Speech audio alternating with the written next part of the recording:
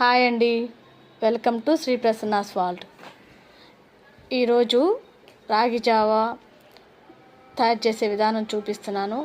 అందులోకి ఏమేమిటి అన్నీ వీడియో పెట్టానండి. ఈ షార్ట్ కింద లింక్ ఉంటుంది, దాన్ని ఓపెన్ చేసి చూడండి. ఫస్ట్ వాటర్ వేసుకొని అందులో ఉప్పు వేసుకోవాలండి. వాటర్ మసులుతుంటాయి చూడండి.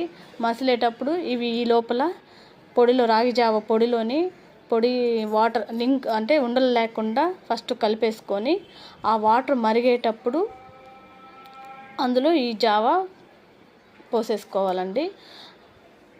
చూడండి, ఉండలు లేకుండా ఫస్ట్ చూసుకోవాలి, బాగా కలిపెడుతూ ఉండాలి. పిండి కాదండి, అవి కొంచెం వాటర్లో పోయంగానే అవి డైల్యూట్ అవ్వవు. ఇప్పుడు చూడండి, వాటర్ మరిగిపోతున్నాయి. ఇప్పుడు మనం కలిపెట్టుకున్న జావ పోసేసేయాలి.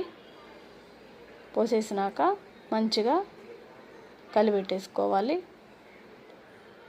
కలిపెట్టేసుకున్నాక బాగా ఇది కూడా గడ్డగట్టేస్తుందండి. ఇది ఉండలుగా గడ్డగట్టేస్తుంది.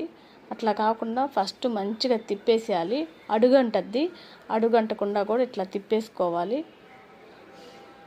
తిప్పేసుకున్నాక కొంచెం చిక్కబడినాక మనం ఆపేసుకోవచ్చు. చూడండి, ఇదండి చిక్కబడింది. చూడండి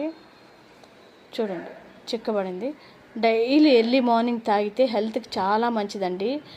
రాగులు కాల్షియం కదండి, ఎముకలకి ఎంతో దృఢంగా చాలా మంచిగా బెనిఫిట్ ఉంటాయండి. కంపల్సరీ అందరూ వాడండి. ఇందులో మజ్జిగ చూడండి, నేను మజ్జిగ వేసి కలుపుకొని తాగుతాం మేము. పాలు కావాలంటే కూడా పాలు వేసుకోవచ్చు. సాల్ట్ బదులు చక్కెర వేసుకోండి, బెల్లం వేసుకోండి. బెల్లం వేసుకుంటే ఇంకా హెల్త్కి మంచిదండి.